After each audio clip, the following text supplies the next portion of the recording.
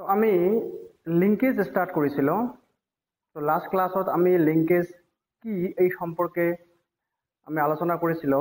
তাতে আমি পাইছিল যে লিংকেজ হল এনেকুৱা এটা ফেনোমেনন বা এনেকুৱা এটা পৰিঘটনা য'ত দুটা বা ততোধিক জিন or character, two or more than two characters or gene, ইহঁতে একেলগে এটা ক্ৰমোজমত যদি থাকে তেনেহলে ইহঁতে জেনাৰেশ্যন আফটাৰ জেনাৰেশ্যন ইহঁতে একেলগে থাকিব বিচাৰে বা ইহঁতে একেলগে এক্সপ্ৰেছ কৰিব বিচাৰে। তো যদি যিকোনো দুটা বা মোৰ দেন টু ক্যাৰেক্টাৰ্ছৰ জিন যদি একেটা ক্ৰমোজমত থাকে ইহঁতে জেনাৰেশ্যন আফটাৰ জেনাৰেশ্যন যদি একেলগে যদি এক্সপ্ৰেছ কৰিব বিচাৰে, অৰ্থাৎ পেৰেণ্টৰ যেনেকুৱা জেনেটিক কম্বিনেশ্যন অফস্প্ৰিঙতো যদি এনেকুৱা যদি সেম কম্বিনেশ্যন যদি এক্সপ্ৰেছ হোৱা আমি দেখা পাওঁ তেনেহলে এনেকুৱা পৰিঘটনা বা এনেকুৱা ফেনোমেননক লিংকেজ বুলি কোৱা হয়। তো লিংকেজ মানে আছিল এইটোই যে যদি দুটা বা ততোধিক ক্যাৰেক্টাৰ, টু অৰ মোৰ দেন টু ক্যাৰেক্টাৰ্ছ বা তাৰ জিন এটা ক্ৰমোজমত থাকিব বিচাৰে বা থাকে আৰু জেনাৰেশ্যন আফটাৰ জেনাৰেশ্যন যদি ইহঁতে একেলগে যদি এক্সপ্ৰেছ কৰিব বিচাৰে তেনেহলে এই পৰিঘটনাকে লিংকেজ বুলি কোৱা হয়। আৰু যিবোৰ জিনছ বা ক্যাৰেক্টাৰ ইহঁতে একেটা ক্ৰমোজমত থাকে ইহঁতক লিংকড জিন বা লিংকড ক্যাৰেক্টাৰ বুলি কোৱা হয়। আমি এইখিনি লাষ্ট ক্লাছত ব্ৰিফলি আলোচনা কৰিছিলো। আৰু এই লিংকেজ একচুৱেলি প্ৰপ'জ কৰিছিল T.H. মৰ্গেন ইন 1911। তো আজি আমি লিংকেজৰ টাইপ সম্পৰ্কে অলপ আলোচনা কৰিম। আমি পাইছিলো যে লিংকেজৰ টাইপ দুটা, টাইপস অফ লিংকেজ। তো লিংকেজৰ টাইপ দুটা, তাৰে নাম্বাৰ 1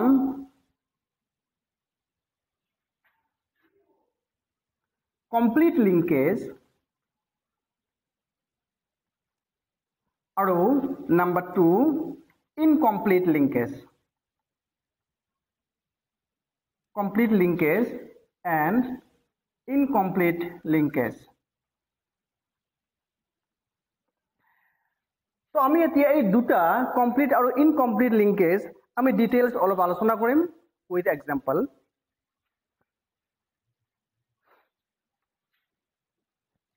তো আমি প্ৰথমতে আলোচনা কৰিম যে কমপ্লিট লিংকেজটো কি। তো কমপ্লিট লিংকেজ হল যদি দেখা যায় যে two character or more than two character generation after generation বহুত কেইটা জেনাৰেশ্যন ইহঁতে মানে একেলগে এক্সপ্ৰেছ কৰি আছে। যদি দুটা ক্যাৰেক্টাৰ বা তাতকৈ বেছি মানে মোৰ দেন টু ক্যাৰেক্টাৰ দুটা বা ততোধিক ক্যাৰেক্টাৰ যদি ইহঁতে জেনাৰেশ্যন আফটাৰ জেনাৰেশ্যন বহুত কেইটা জেনাৰেশ্যন ইহঁতে একেলগে এক্সপ্ৰেছ কৰা দেখা গৈছে তেনেহলে আমি কম যে এই দুটা ক্যাৰেক্টাৰ বা মোৰ দেন টু ক্যাৰেক্টাৰ্ছৰ ক্ষেত্ৰত ইহঁতে কমপ্লিট লিংকেজ প্যাটাৰ্ন ফলো কৰি আছে। তেনেহলে কমপ্লিট লিংকেজ হোৱা বুলি আমি কেতিয়া কম, যেতিয়া আমি দেখা পাম যে দুটা ক্যাৰেক্টাৰ বা দুটাতকৈ বেছি ক্যাৰেক্টাৰ বা জিন ইহঁতে বহুত কেইটা জেনাৰেশ্যন একেলগে প্ৰকাশ কৰি আছে বা একেলগে ইহঁতে এক্সপ্ৰেছ কৰি আছে। তেনেহলে আমি এই দুটা জিন বা মোৰ দেন টু জিন ইহঁতৰ যিটো ইনহেৰিটেন্স প্যাটাৰ্ন আমি এইটোকে কমপ্লিট লিংকেজ ফলো কৰি আছে বুলি কম। তেতিয়া আমি কম যে এই দুটা জিন বা মোৰ দেন টু জিন ইহঁতে কমপ্লিট লিংকেজ ফলো কৰি আছে। ঠিক আছে, তেনেহলে কমপ্লিট লিংকেজ কি, যদি দুটা জিন বা তাতকৈ বেছি জিন টু অৰ মোৰ দেন টু জিনছ যদি ইহঁতে জেনাৰেশ্যন আফটাৰ জেনাৰেশ্যন মানে ভালে কেইটা জেনাৰেশ্যন ইহঁতে যদি এক্সপ্ৰেছ কৰে একেলগে এক্সপ্ৰেছ কৰে তেনেহলে আমি কম যে এই ক্যাৰেক্টাৰ্ছবোৰ কমপ্লিট লিংকেজ ফলো কৰি আছে। তেনেহলে আমি ইয়াৰ ক্ষেত্ৰত আমি দুটামান পইণ্ট লিখিব পাৰো যে two or more than two characters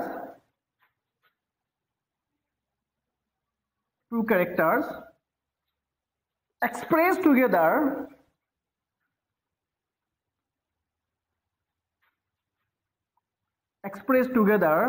for a number of generation, for a number of generation. তেনেহলে আমি কি পালো প্ৰথম পয়েন্টত যে যদি দুটা বা মোর দেন টু ক্যারেক্টার্স বা তার জিন, একচুয়ালি ক্যারেক্টার্স আমি অবলিক জিন বুলি লিখিলেও ভুল নহব, মোর দেন টু ক্যারেক্টার্স বা জিন যদি ইহঁতে for a number of generation মানে বহুত কেইটা জেনারেশন যদি দেখা যায় যে ইহঁতে একেলগে এক্সপ্রেস কৰি আছে, এক্সপ্ৰেস টুগেদাৰ, তেনেহলে আমি কম যে এই জিনস বা এই ক্যাৰেক্টাৰবোৰ কমপ্লিট লিংকেজ প্যাটাৰ্ন ফলো কৰি আছে বা ইহঁতে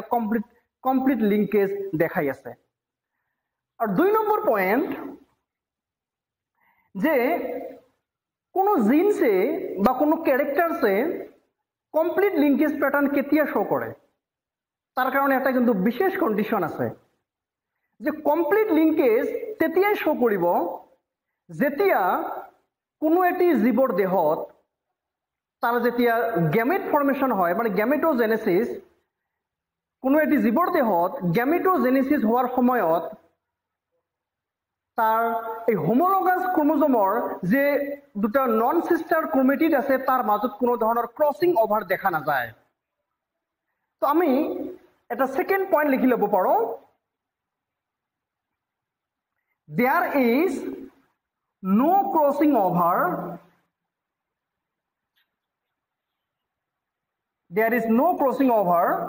between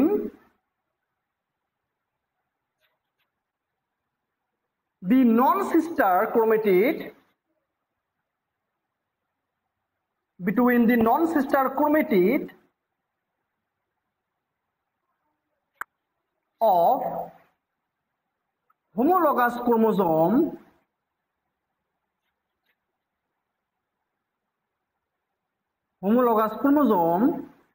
during gametogenesis.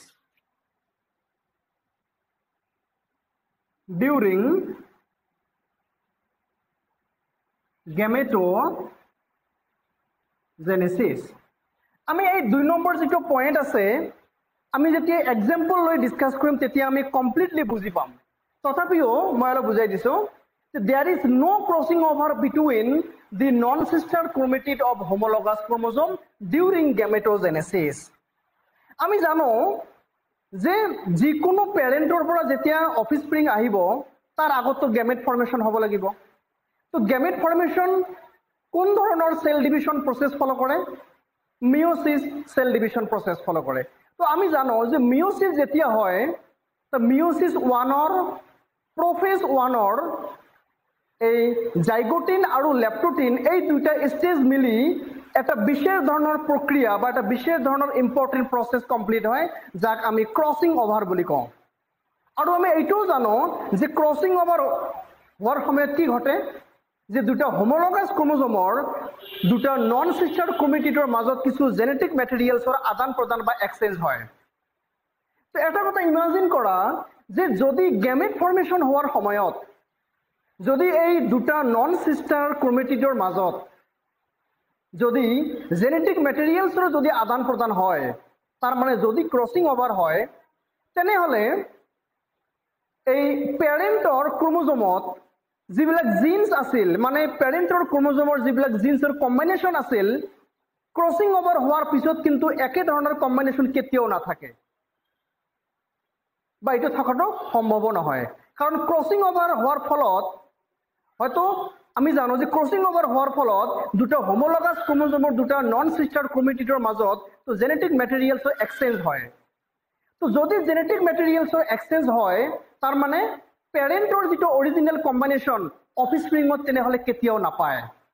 যাৰ কাৰণে আমি কিন্তু অফস্প্ৰিংত কিছুমান ভেৰিয়েশন দেখা পাওঁ। আৰু যদি ক্ৰসিং ওভাৰ হয় যেহেতু প্যাৰেন্টৰ নিচিনা অৰিজিনাল জেনেটিক কম্বিনেশন অফস্প্ৰিংৰ দেহত নাথাকে তেনেহলে আমি কিন্তু কেতিয়াও কমপ্লিট লিংকেজ প্যাটাৰ্ন ফলো কৰে বুলি আমি কেতিয়াও ক'ব নোৱাৰিম। তেনেহলে কমপ্লিট লিংকেজ প্যাটাৰ্ন কেতিয়া দেখাব? কমপ্লিট লিংকেজ মানে এটা কথা মনত ৰাখিবা যে এটা প্যাৰেন্টৰ ক্ৰোমোজোমত যেটো জেনেটিক কম্বিনেশন আছিল যিবিলাক জিনছৰ মানে এটা কম্বিনেশন থাকে এই ক্ৰোমোজোমত এই একে ধৰণৰ জেনেটিক কম্বিনেশন থাকিব লাগিব সাপোজ ধৰি লোৱা যে আমি এইটো এটা প্যাৰেন্টৰ এটা আমি কমপ্লিট এটা ক্ৰোমোজোম পালো কমপ্লিট একজোৰা ক্ৰোমোজোম মানে হোমোলগাছ ক্ৰোমোজোম এতিয়া ধৰি লোৱা ইয়াতে ঠায়ে ঠায়ে আৰু কিছুমান জিনছ আছে কিছুমান ক্যাৰেক্টাৰছৰ কিছুমান জিনছ আছে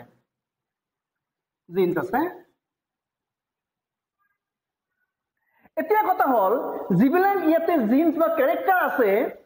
তো এই জিনছ বা ক্যাৰেক্টাৰ অফস্প্ৰিংৰ বডিটো আমি একে ধৰণে এক্সপ্ৰেছ হোৱা দেখা পাম কেতিয়া দেখা পাম যেতিয়া এই জিন বিলাকৰ কোনো আদান প্ৰদান নহয় যি জিন যি ক্ৰোমোজোমত আছে তাতে থাকিব যদি ইহঁতে স্থান যদি পৰিৱৰ্তন নকৰে তেনেহলে আমি প্যাৰেন্টৰ নিচিনা অৰিজিনাল কম্বিনেশন আমি অফস্প্ৰিংৰ বডিত এক্সপ্ৰেছ হোৱা দেখা পাম হয়নে নহয় কিন্তু এতিয়া যদি ক্ৰসিং ওভাৰ যদি হয় হয়তো ইয়াৰ অলপ অংশ ইয়াতে আহি যাব বা ইয়াৰ অলপ অংশ ইয়াতে আহি যাব তেতিয়া কিন্তু অফস্প্ৰিংৰ দেহত কেতিয়াও জিনৰ কিন্তু অৰিজিনাল কম্বিনেশনটো নাথাকে আৰু অৰিজিনাল কম্বিনেশন নথকা মানে কমপ্লিট লিংকেজ কেতিয়াও নেদেখায় তো গতিকে কোনো এটা অৰ্গানিজমে যদি কমপ্লিট লিংকেজ প্যাটাৰ্ন যদি দেখাই বুলি আমি কওঁ তেনেহলে এই অৰ্গানিজমৰ দেহত আমি এইটো জানিব লাগিব যে এই অৰ্গানিজমৰ দেহত কেতিয়াও ক্ৰসিং ওভাৰ নহয় কাৰণ ক্ৰসিং ওভাৰ যদি নহয় তেতিয়াহে কমপ্লিট লিংকেজ প্যাটাৰ্নটো দেখাটো সম্ভৱ এই কাৰণে আমি 2 নম্বৰ পইণ্ট লিখিছো যে there is no crossing over between the non-sister chromatid of homologous chromosome during gametogenesis তো ঠিক আছে আমি যেতিয়া এক্সাম্পল লৈ আলোচনা কৰিম তেতিয়া আমি এই 2 নম্বৰ পইণ্টটো আৰু ভালকে বুজি পাম আৰু এই 2 নম্বৰ পইণ্টটো আমাৰ কাৰণে ইম্পৰ্টেন্ট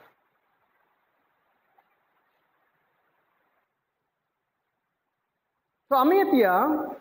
কমপ্লিট লিংকেজৰ এটা এক্সাম্পল ডিসকাস কৰিম তাতে আমাৰ বাকিখিনি কনসেপ্ট ক্লিয়াৰ হৈ যাব তো কমপ্লিট লিংকেজ প্ৰদৰ্শন কৰা বা দেখা এটা আমি অৰ্গানিজম লৈ আলোচনা কৰিম যেনেকুৱা মেল ড্ৰসোফিলা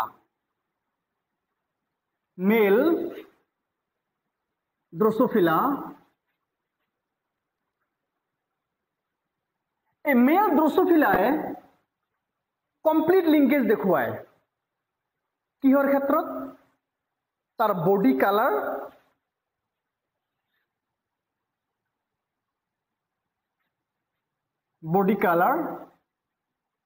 আৰু length of the wings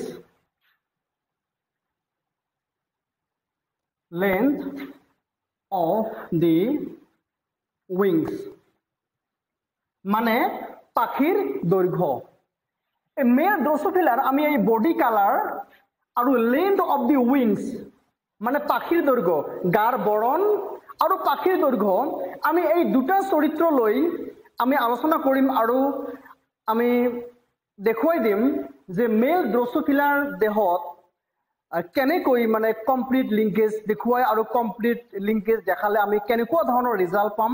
আমি এইখিনি বস্তু আলোচনা কৰিম এতিয়া এই মেল ড্ৰসোফিলাৰ যেটো আমাৰ বডি কালাৰ আছে এই বডি কালাৰ আমি এটা বডি কালাৰ লম যে গ্ৰে এটা হল গ্ৰে বডি কালাৰ গ্ৰে আৰু লেন্থ অফ দি উইংস লং মানে দীঘল পাখিযুক্ত তো ইয়াৰ যেটো এলিল হ'ব ক্যাপিটাল জি আৰু লং ক্যাপিটাল এল এটো আমি পিওৰ কন্ডিশনত লৈছো আৰু এটো হল মেল ইয়াতে এটা কথা মনত ৰাখিবা যে বডি কালাৰ আৰু লেন্থ অফ দি উইংস এই দুটা কিন্তু লিংকড ক্যাৰেক্টাৰ তো লিংকড ক্যাৰেক্টাৰ মানে কি যে যেতিয়া এই ক্যাৰেক্টাৰছ বিলাক একেটা ক্ৰোমোজোমত থাকে গতিকে আমি এই দুটা চৰিত্ৰ একেটা ক্ৰোমোজোমত থাকে বুলি কিন্তু আমি আলোচনা কৰিম কাৰণ যদি কোনো ক্যাৰেক্টাৰছ একেটা ক্ৰোমোজোমত না থাকে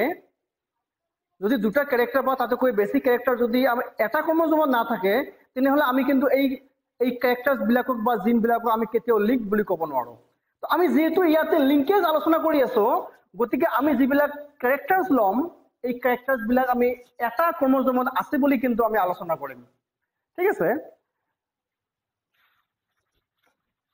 তেনেহলে আমি এতিয়া ক্ৰোমোজোমৰে ডায়াগ্ৰাম আঁকিম সাপোজ এইটো এটা ক্ৰোমোজোম এইটো আমাৰ এটা হোমোলগাছ ক্ৰোমোজোমৰ এজৰ হোমোলগাছ ক্ৰোমোজোমৰ এটা ক্ৰোমোজোম সাপোজ ইয়াতে আমাৰ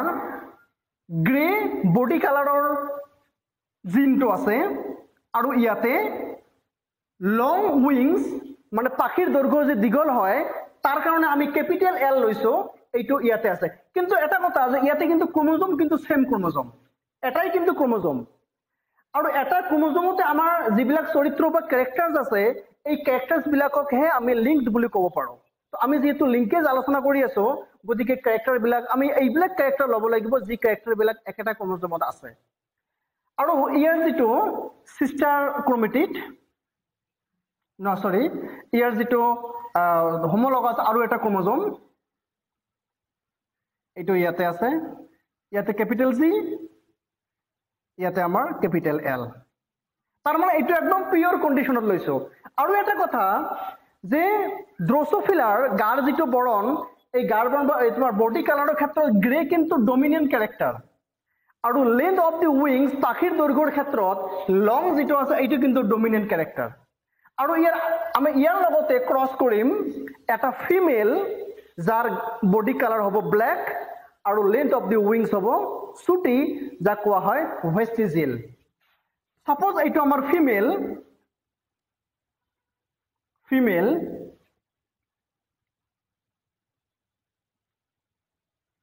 ইয়াতে আছে বডি কালাৰৰ জিন যেটো ব্ল্যাক আমি স্মল জি দি বুজাই দিলো আৰু ইয়াতে আছে লেন্থ অফ দি উইংস যেটো ভেষ্টিজিল আমি স্মল এল দি ইন্ডিকেট কৰিলো আৰু ইয়াৰ যেটো হোমোলগাছ ক্ৰোমোজোম আমি ইয়াতে ড্ৰ কৰিলো স্মল জি স্মল এল ঠিক আছে তেনেহলে এইটো হল আমাৰ মেল ইয়াৰ গাৰ বৰণ কি গ্ৰে আৰু লেন্থ অফ দি উইংস লং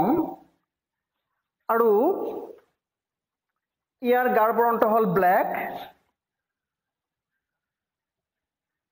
আৰু ইয়াৰ লেন্থ অফ দি উইংস ভেষ্টিজিল আৰু এইটো হল আমাৰ পেৰেন্ট আমি ইয়াতে পি লিখি দিলো মানে পেৰেন্টাল জেনাৰেশন আচ্ছা ইয়াতে আমাৰ যেতিয়া গেমেট ফৰ্মেশন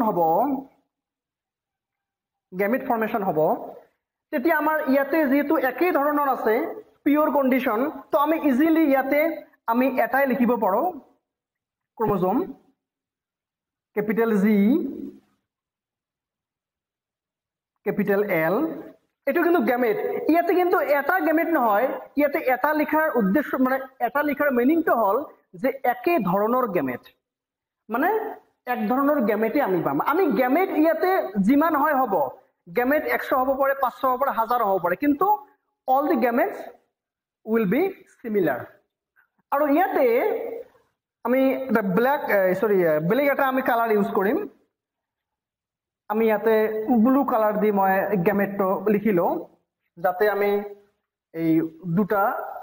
পাৰ্থক্যটো বুজি পাওঁ তো ইয়াতে আমি ইয়াতো কিন্তু একে ধৰণৰ কিন্তু গেমেট পাম কাৰণ দুটা যেটো সেম আছে মানে একচুয়ালি মিয়োসিস হোৱাৰ পিছতো আমাৰ আমি যেতিয়া গেমেট পাম তেতিয়া কিন্তু এই সিমিলার কাইন্ড অফ গেমেটে কিন্তু আমি পাম স্মল জি স্মল এল ঠিক আছে তাৰ পিছত আমি যদি এতিয়া ক্ৰস কৰো এই দুই ধৰণৰ গেমেটৰ মাজত বা একচুয়ালি দুই ধৰণৰ গেমেটৰ মাজতে বা দুই ধৰণৰ অৰ্গানিজমৰ মাজত তেনেহলে আমি কি পাম ইয়াতে আমি পালো ক্যাপিটাল জি ক্যাপিটাল এল আৰু ইয়াতে আমাৰ আহিল স্মল জি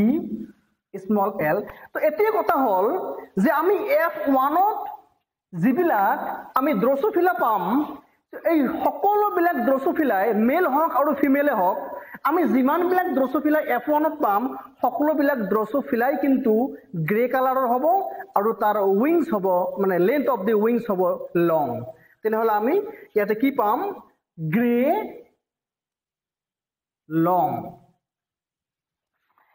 আমাৰ কিন্তু এটা বস্তু ইয়াতে প্ৰুভ কৰিব লাগে এই যে আমি মেল ড্ৰসোফিলাৰ ক্ষেত্ৰত এই যে বডিৰ যে কালাৰ আৰু লেন্থ অফ দি উইংস আমি কিন্তু এটা বস্তু প্ৰুভ কৰিব লাগে যে এই দুটা ক্যাৰেক্টাৰস ইহঁতে কমপ্লিট লিংকেজ প্যাটাৰ্ন ফলো কৰে নে নকৰে এতিয়া আমি যেহেতু মেল যাৰ বডি কালাৰ আছিল গ্ৰে আৰু লেন্থ অফ দি উইংস আছিল লং আমি ইয়াৰ লগতে ফিমেল ক্ৰস কৰিলো যাৰ বডি কালাৰ আছিল ব্ল্যাক আৰু লেন্থ অফ দি উইংস মানে ভেষ্টিজিল বা শৰ্ট তো আমি যদি ক্ৰস কৰিলো F1 ত আমি সকলোবিলাক ড্ৰসোফিলা মেল হক আৰু ফিমেল হক আমি সকলোবিলাক ড্ৰসোফিলাৰে বডি কালাৰ পাইছো আমি গ্ৰে আৰু লেন্থ অফ দি উইংস হল লং কিন্তু আমি এতিয়া এই যে F1 যিবোৰ পালো এই F1 ত আমি F1 কিনি পোৱাটোই কিন্তু আমাৰ কাৰণে শেষ নহয় আমি এতিয়াহে এটা বস্তু প্ৰুভ কৰিব লাগে যে মেল ড্ৰসোফিলাৰ body colour and length of the wings এই দুটা চৰিত্ৰ বা দুটা ক্যাৰেক্টাৰস বা দুটা জিন ইহঁতে কমপ্লিট লিংকেজ ফলো কৰে নে নকৰে এইটোই কিন্তু আমাৰ প্ৰমাণ কৰাৰ এটা বিষয়বস্তু তেনেহলে আমি এতিয়া প্ৰমাণ কৰিব লাগে যে এই F1 ত আমি যিবিলাক অৰ্গানিজম পালো তাৰ ভিতৰত যিবিলাক মেল আছে এই মেল ড্ৰসোফিলা বিলাকৰ এই বডি কালাৰ আৰু লেন্থ অফ দি উইংস এইটো actually complete linkage pattern follow কৰে নে নকৰে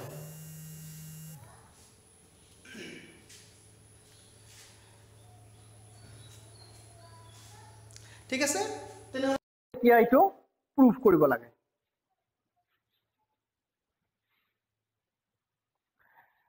তেনেহলে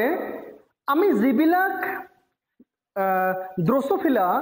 আমি F1 ত পালো মানে F1 জেনাৰেশনত পালো তাতে কিন্তু মেলস আৰু females all have the gray bodied color and length of the wings is long তো আমি এটা কি প্ৰুভ কৰিব লাগে যে আমি F1 ত যিবোৰ মেল ড্ৰসোফিলা পাইছিলো যাৰ বডি কালাৰ গ্ৰে আছিল and length of the wings long আছিল আমাৰ প্ৰুভ কৰিব লাগে যে এই দুটা characters complete linkage pattern follow কৰি আছে সো তেনেহলে ইয়াৰ কাৰণে আমি কি কৰিব লাগিব টেষ্ট ক্ৰস কৰিব লাগিব যে কাৰ আমি টেষ্ট ক্ৰস কৰিম মেল ড্ৰসোফিলাৰ আমি টেষ্ট ক্ৰস কৰিম আমি F1 ত যিবিলাক মেল ড্ৰসোফিলা পাইছো যাৰ গাৰ বৰণ বা বডি কালাৰ আছিল গ্ৰে আৰু লেন্থ অফ দি উইংস আছিল লং আমি এই মেল ড্ৰসোফিলা লৈ আমি homozygous black body colour and length of the wings vestigial এই হোমোজাইগাস ফিমেলৰ লগত আমি ক্ৰস কৰিম যাক কোৱা হয় টেষ্ট ক্ৰস সো আমি এতিয়া কি কৰিম যে আমাৰ যেটো F1 ৰ যিবিলাক মেল ড্ৰসোফিলা আছিল যাৰ গাৰ বৰণ বা বডি কালাৰ আছিল গ্ৰে আৰু লেন্থ অফ দি উইংস আছিল লং কিন্তু ইয়াৰ এলিলিক কম্বিনেশন কি আছিল ইয়াৰ এলিলিক কম্বিনেশন এনেকুৱা আছিল স্মল জি স্মল এল তাৰ মানে ইয়াৰ যেটো এলিলিক কম্বিনেশন একচুয়ালি এনেকুৱা আছিল capital G small G capital L small L এইটো আছিল এলিলিক কম্বিনেশন আৰু আমি ইয়াৰ লগতে এতিয়া ক্ৰস কৰিম কাক হোমোজাইগাস ফিমেল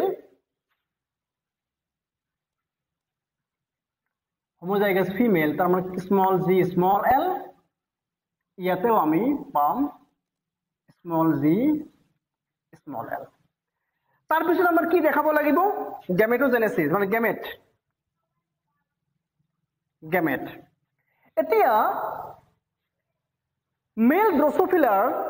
ইয়াতে গেমেট আমি দুই ধৰণেৰে পাম অনলি দুই ধৰণৰ আমি গেমেট পাম এটা হ'ব আমাৰ ক্যাপিটাল জি ক্যাপিটাল এল অৰ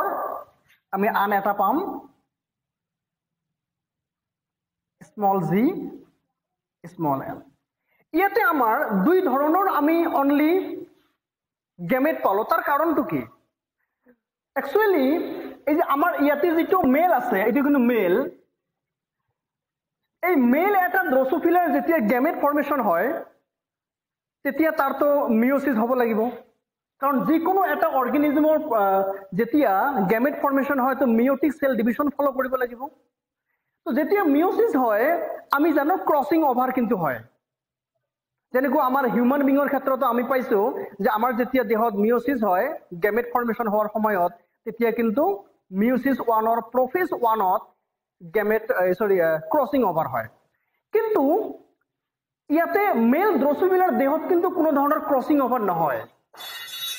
যদি মেল ড্ৰসোফিলাৰ দেহত যদি ক্ৰসিং ওভাৰ যদি হল হেতেন তেনেহলে আমি ইয়াতে অনলি দুই ধৰণৰ গেমেট নাপালো হেতেন আমি আৰু বেলেগ ধৰণৰ গেমেট পালো হেতেন মানে আমি তেতিয়া দুটাতকৈ বেছি আৰু ধৰণৰ গেমেট পালো হেতেন তো ইয়াতে আমি জাস্ট দুই ধৰণৰ গেমেটে পালো বা একচুয়ালি মেল ড্ৰসোফিলাই দুই ধৰণৰ গেমেট প্ৰোডাকশন কৰে তাৰ কাৰণ এটাই যে মেল ড্ৰসোফিলাৰ দেহত কোনো ধৰণৰ ক্রসিং ওভার নহয় ইয়াতে গেমেট ফর্মেশন হওয়ার সময়ত যদি মেল ড্রসোফিলার যদি ক্রসিং ওভার হল হেতেন তেনেহলে দুটাতকৈ কিন্তু আমি বেছি প্ৰকাৰৰ বা বেছি টাইপৰ আমি গেমেট পালো হেতেন আমি 4 প্ৰকাৰৰ গেমেট পালো হেতেন যদি ক্রসিং ওভার হল হেতেন কিন্তু মেল ড্রসোফিলার যেহেতু দেহত ক্রসিং ওভার নহয় যার কারণে আমি অনলি দুই ধৰণৰ গেমেট পাইছো আৰু এটা কথা দেখা যে ইয়াতে এইটো ক্ৰোমোজোমত জি আৰু এল আছে আমি এইটো গেমেটত এই জি আৰু এল পাইছো মানে কোনো ধৰণৰ জেনেটিক ম্যাটেৰিয়েল এক্সচেঞ্জ হোৱা নাই যদি এনেকুৱা হলহেতেন যে ক্যাপিটাল জি টো আমাৰ আহি ইয়াতে কম্বাইন হৈছে স্মল জি আহি ইয়াতে কম্বাইন হৈছে তেতিয়া আমি কি বুলি ক'লেহেতেন যে ক্রসিং ওভার হৈছে কিন্তু মেল ড্রসোফিলার দেহত কোনো ধৰণৰ ক্ৰসিং ওভাৰ নাই যাৰ কাৰণে জেনেটিক ম্যাটেৰিয়েলছৰ কোনো এক্সচেঞ্জ নাই জাস্ট এইটো আমাৰ এটা ক্ৰোমোজোম ইয়াতে আমি দিলো এইটো এক প্ৰকাৰৰ আমি গেমেট পাম আৰু এই ক্ৰোমোজোম সেম ক্ৰোমোজোম থকা আমি আন এক ধৰণৰ গেমেট পাম আমি দুই ধৰণৰ গেমেট পাম টোটাল মেল ড্ৰসোফিলাৰ ক্ষেত্ৰত why because in male drosophila there is no crossing over occurs বাকি আমি ইয়াতে যেটো ফিমেল আছে ফিমেলে যেতিয়া গেমেট প্ৰডাকশন কৰিব তেতিয়া কিন্তু এই হোমোজাইগাস কন্ডিশনত ই কিন্তু এক ধৰণৰে বা এক প্ৰকাৰৰে গেমেট প্ৰডিউস কৰিব গেমেটৰ সংখ্যা কিমান হয় হক কিন্তু টাইপ এটা টাইপে হ'ব মানে এক প্ৰকাৰৰে গেমেট ই প্ৰডাকশন কৰিব স্মল জি স্মল এল এটা কথা মনত ৰাখিবা যে জেনেটিক্সত নাম্বাৰ অফ গেমেট আমি যেতিয়া গেমেট আমি যেতিয়া মানে ইয়াতে বনাম তেতিয়া কিন্তু এটা কথা মনত ৰাখিবা যে number of gamete is not important quality of gamete is important যে আমাৰ গেমেট কিমানটা হল that is not important কিন্তু গেমেট কিমান প্ৰকাৰৰ হৈছে কিমান টাইপৰ হৈছে that is important ইয়াতে আমি এক প্ৰকাৰৰ হে আমি গেমেট পাম কিন্তু গেমেটৰ সংখ্যা এটাও হ'ব পাৰে গেমেটৰ সংখ্যা 1000 হ'ব পাৰে that is not important আমাক লাগে যে গেমেট কেই প্ৰকাৰৰ বা quality of gamete is important in genetics number of gamete is not important এতিয়া আমি ইয়াৰ পিছত যেতিয়া টেস্ট ক্ৰস কৰিম আমি টেস্ট অফস্প্রিং আমি কি পাম টেস্ট অফস্প্রিং সো আতিয়া আমি টেস্ট অফস্প্রিং পাম কি এটা পসিবিলিটি আছে ইয়াৰ লগত যদি ই যদি ক্ৰস কৰে তেনেহলে আমি পাম এনেকুৱা capital G capital L small G small L আমি এনেকুৱা এটা কম্বাইন পাব পাৰো তেতিয়া এই ড্ৰসোফিলা বিলাকৰ বডি কালাৰ হ'ব গ্ৰে আৰু লেন্থ অফ দি উইং হ'ব লং এইটো এটা আমি এই ধৰণৰ আমি কিছুমান ড্ৰসোফিলা পাম আৰু ইয়াৰ লগত যদি ই যদি ক্ৰস কৰে তেনেহলে আমি কি পাম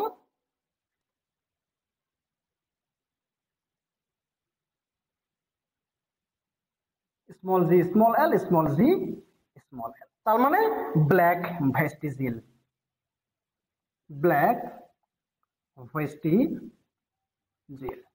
এতিয়া এটা কথা মন কৰা আমি টেস্ট ক্ৰস কৰাৰ পিছত আমি কি পালো আমি পাইছো গ্ৰে লং আৰু আমি পাইছো ব্ল্যাক ভেস্টিজিল